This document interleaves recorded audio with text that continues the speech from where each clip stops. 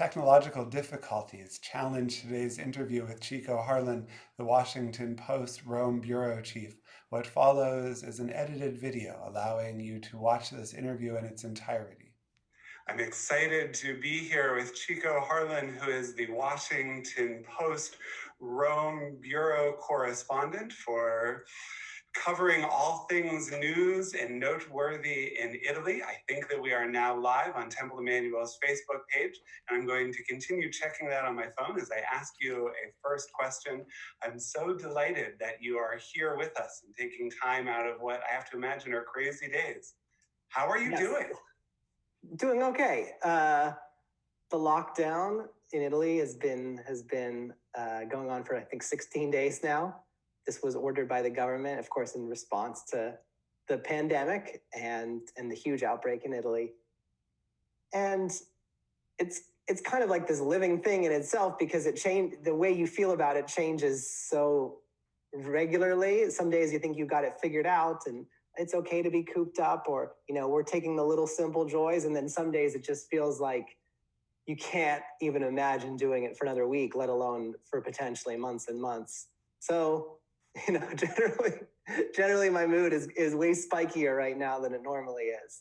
And work-wise, of course, it's been intense. So that also comes with good parts and bad. Mostly good, because I have something to channel my energy into. Absolutely. And before we get any further into some of the questions that I want to ask you today, I am certain that your mom is watching, so allow me to ask the most pressing question while the world seems to be spiraling out of control. How's Leonardo doing? He's thriving. He's thriving in times of global emergency. He's eating well. He's sleeping well. Better than he was doing a month ago. He has got both of his parents around all the time, or more than he did before. So I guess if there was an ideal age for a pandemic, it would be about 7 months old. That's what he is right now. He's hanging in there. Delighted he is doing well, and that he is a blessing during this challenging time, as you were saying before we got started today. And he is sleeping right now. It's 8:00 in Rome. It is wonderful when they're awake, and it is even better when they're sleeping, isn't it? Any frustration feelings go away when you walk into the room and see him sleeping. Right. So the entire world seems to have its eyes on Italy right now.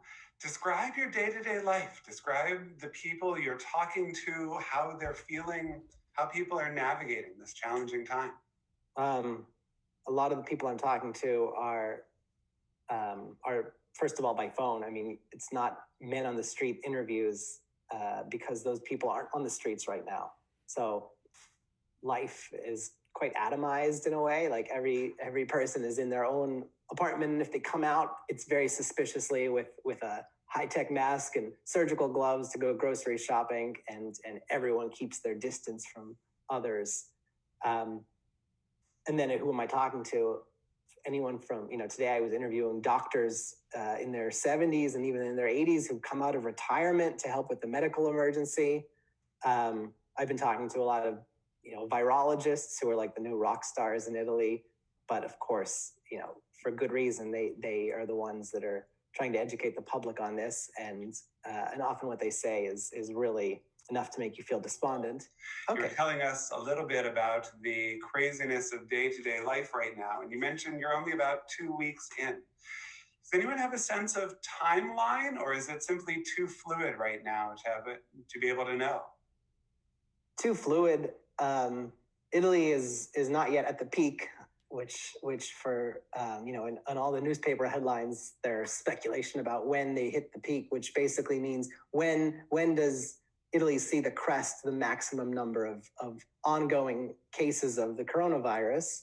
And right now, officially, that number is around 80,000, but people think that there could be 10 times that number for every case that is detected, because they're only like in the United States, they're only looking and testing people with obvious symptoms or obvious links, but we don't know much about this virus. And one thing that seems evident is that a lot of people get milder symptoms. They're being told to just stay at home. So, you could easily have 1 in 100 or more people in Italy infected right now. And so then it becomes a question of how long does it take for this wave to get under control?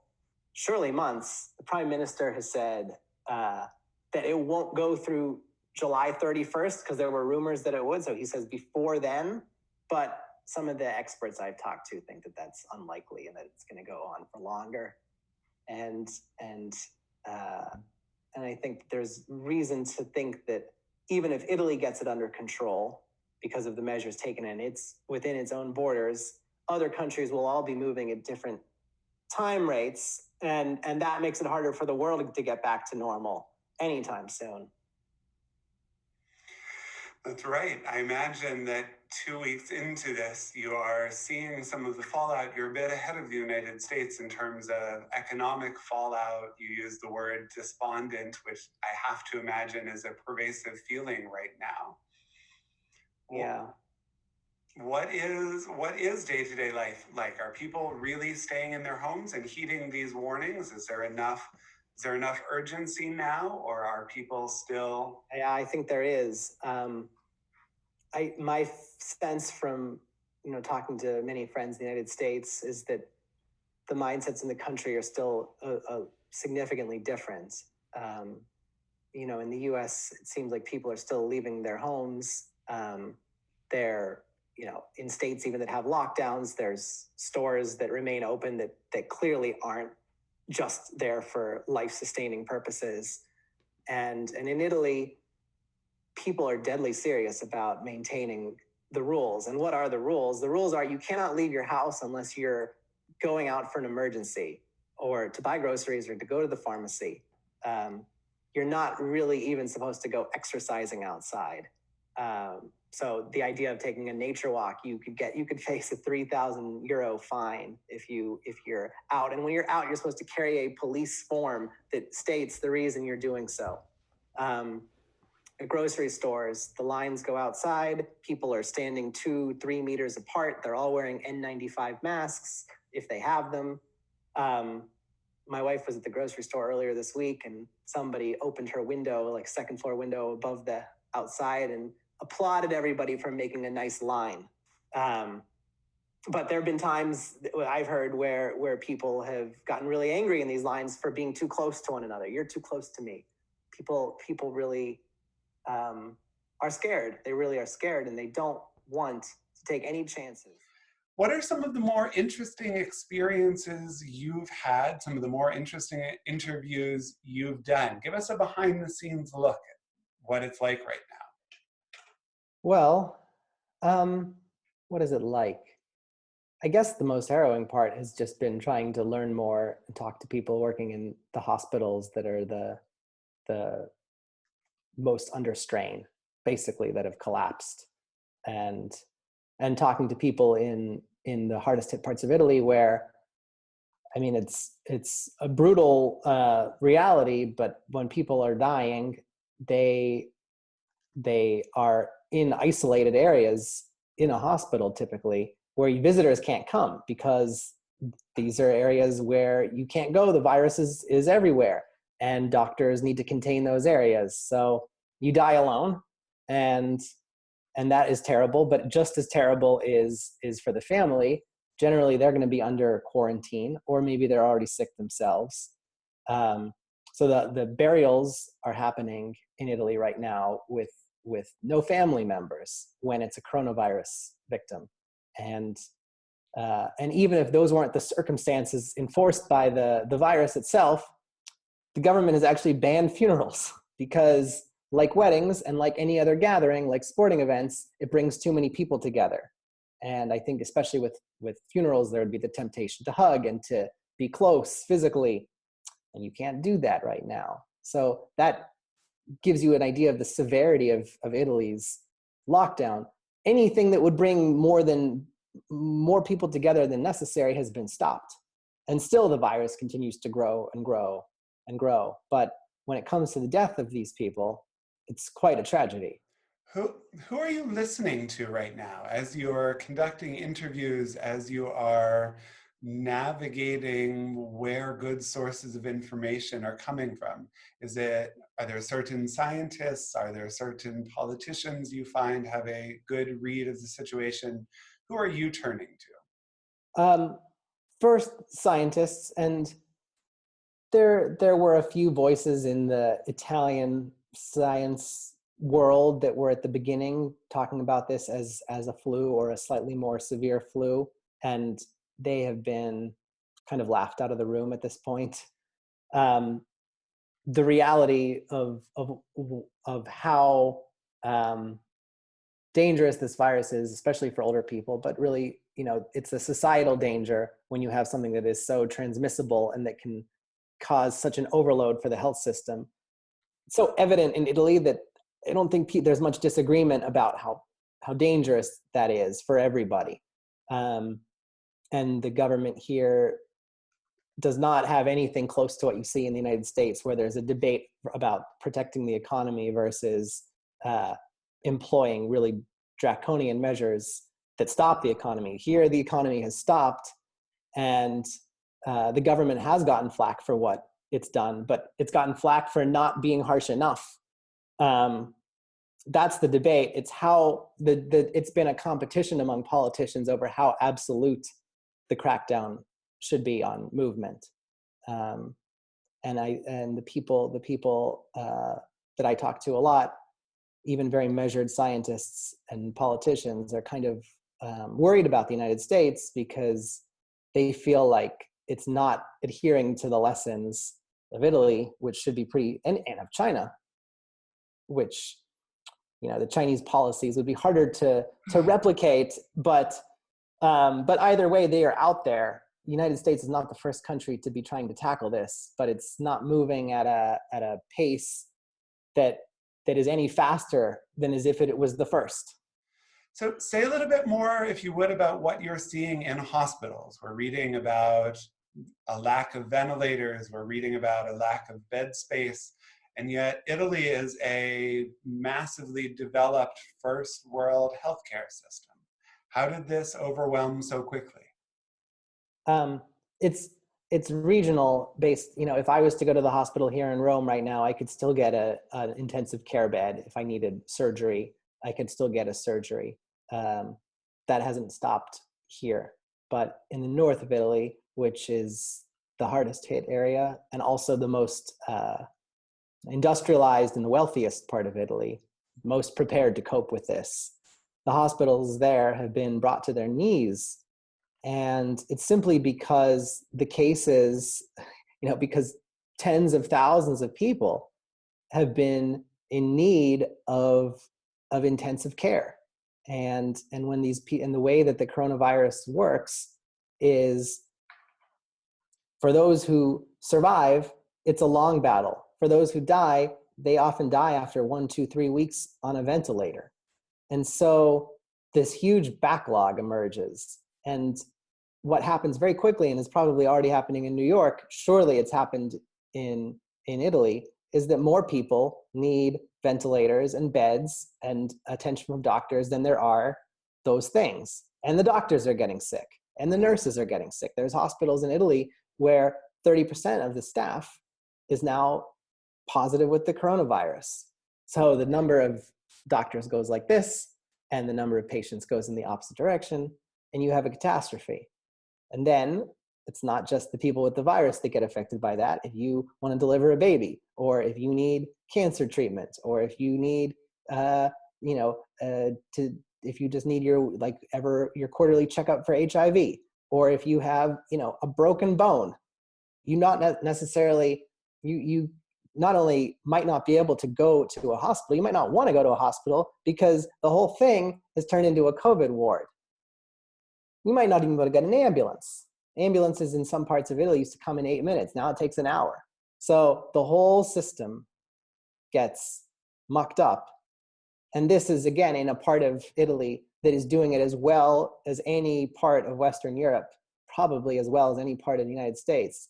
And when this comes to other parts of the world, which it will, not just across the US, but mega cities of India and Nigeria, if it spreads in those areas, it will be much worse than what we've seen already. Absolutely, it is. It's a very scary thing to think about. So you're doing this as a journalist, but again, also as a human being. And now that you're a family of three, I'm curious what you're doing. What are those steps that you and your family are taking to stay safe? To stay safe, well, I mean, even though at some point I will surely be leaving the house more as for journalistic purposes, I've decided that the best way to go about it is to be doing mostly phone interviews, and that's in part because the people I want to be talking to are in a different part of Italy right now, and secondly because I don't want to bring home the risk to my family. And I guess it's a professional compromise because it's always better to be doing the in-person interviews. There have been one or two TV journalists that have kind of put on the astronaut suits and gone into these hospitals, and the images are sickening. But that's not kind of what I think my role should be right now. And I'd rather just be at home and make sure that we're safe for as long as we can be safe. So it's kind of combining work and personal in a way that is challenging, but I basically am going to favor the personal when I can. Sure. I'm reworking on our Facebook feed. It feels like I should just stop telling you as it keeps going down. Let's do one more round. And a question on that front, if I might. What guidance are you receiving from your employer? What are other journalists hearing? How do you balance that desire to faithfully cover the story and the very real challenges that you're dealing with? The guidance has been to not do anything that where you need an undue amount of protective equipment, number one. So for instance, I shouldn't be putting on the moon suit. I should be keeping my distance from people if I'm interviewing them in person, standing at a distance of 2 meters. That's kind of a bizarre way to hold a conversation. But these are the restrictions that are now kind of essential.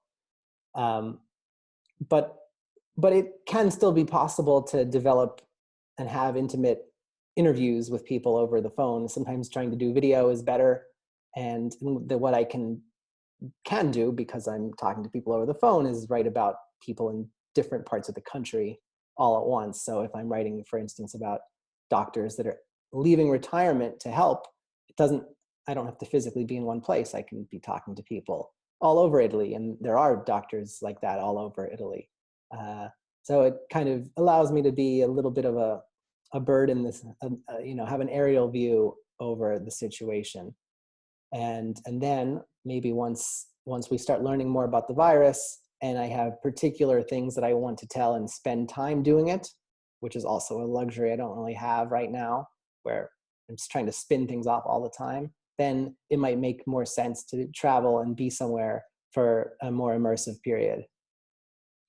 If you got to wave that magic wand, what are those stories you'd want to be writing if you had unlimited time?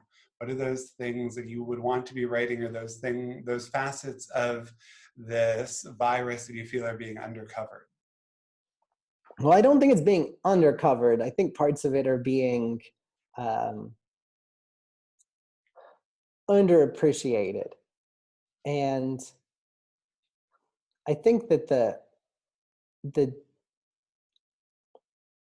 the easiest story in a way to tell as a journalist is about the hospitals and the stuff that's kind of in your face. Even if it's not literally in your face, it's evident. Right. Um, the harder things are like the quieter parts, like somebody who might be getting a cold, or maybe the flu, or maybe now in 2020 that's terrifying 3 days, or somebody who's feeling crazy because they've been inside it for the last 2 months. I'm just fast forwarding a little, but the slow kind of toll of this is hard, would be a harder story for journalists, I think, to tell, but will be important, because those are the kind of things that will start to erupt, I think, over time. Of course, we have no idea yet of what kind of ripples this will cause, but they should probably be massive, and they'll be unpredictable, but they'll start from this period of being frustrated with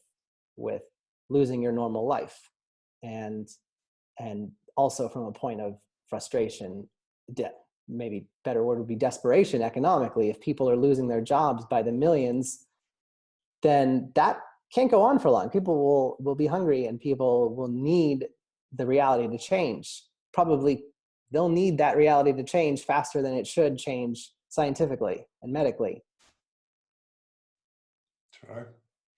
I'm so grateful for your time, and I realize these shoes should be on the other foot. You are used to doing the interviews rather than being the interviewee.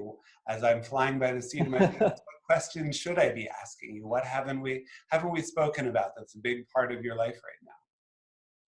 Well, I guess a big part of it, the big part for me is I'm not normally somebody who wants to be like advocating for anything. It's not really my job to do that. I kind of have let stories about I've never been one to look for solutions to stories, even when they're about suffering. And I just try to document. But in this case, watching the United States go through this has been very frustrating, because it does feel like there's mixed messages politically about the dangers of this, and about how quickly the country should be getting back to normal. And I feel much safer in Italy than I would in the United States, because at least in Italy, the country has like quickly understood the gravity of the problems. And people here generally abide by the idea that you have to act like you have the virus, and that everyone around you might have the virus. And that should be like kind of the code for how you conduct yourself. And that's not a fun way to live. In fact, it's really a damaging way to live. But if damaging and necessary can coexist at the same time, it's kind of necessary. Because if you are just acting as is, you're going to spread this virus to multiple people, and that sets off a chain reaction that can bring the country to its knees very quickly. So people need to stay indoors for a long period of time. And I think the United States should have been under a national lockdown quite a while ago. Like, to me, it's crazy that people are still going about their semi-normal lives anywhere in the country. So I guess that's the thing that I'd want to say. That comes from somebody who never says never gives any opinions on anything. I just think that's crazy. It's crazy. Right? In some ways, we're watching the news enough to freak ourselves out, and not watching it enough to realize we have a responsibility to act. Yeah, it's hard, because in a way you can only do it's kind of like climate change, in the fact that it's really hard for people to take action about something unless they're appropriately freaked out. And climate change feels like this thing that's far away, and so it's always politically smarter to punt.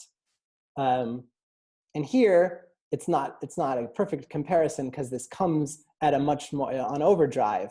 But it's hard for people to drop everything that gives them joy in their life unless they're really, appropriately freaked out. So the trick is to imagine not the level of perceived danger now, but just to play it forward a week or two, and think about where the country could be if it doesn't take the appropriate steps, and try to walk into that fear for a little bit.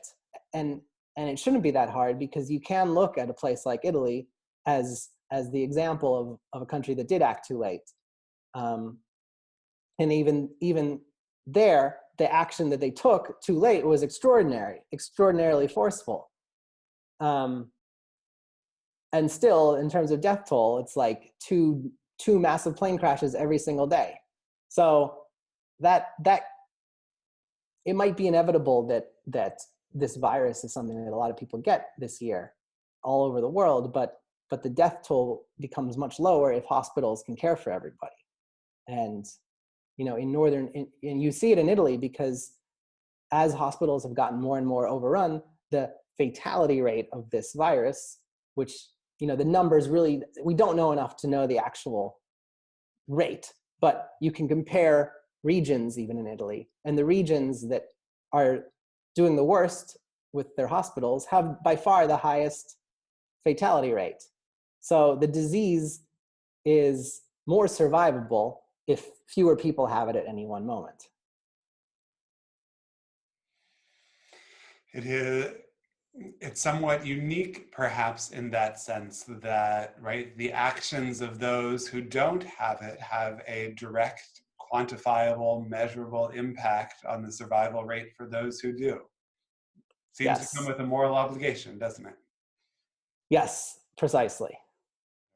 I am so grateful for your time. Thank you for your forbearance as we I know this wasn't very uplifting. I'm never much of a ball of joy anymore, but uh, I don't know. I mean, it's a hard, unprecedented year, and we're really only at the beginning. There are days, there are things I read that make me hopeful, that the world can get through this without,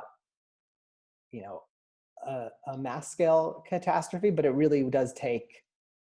It will take people still having really interrupted years to do that. Years, as in this year, hopefully. But uh, but those interruptions would be a bitter pill for anybody to swallow.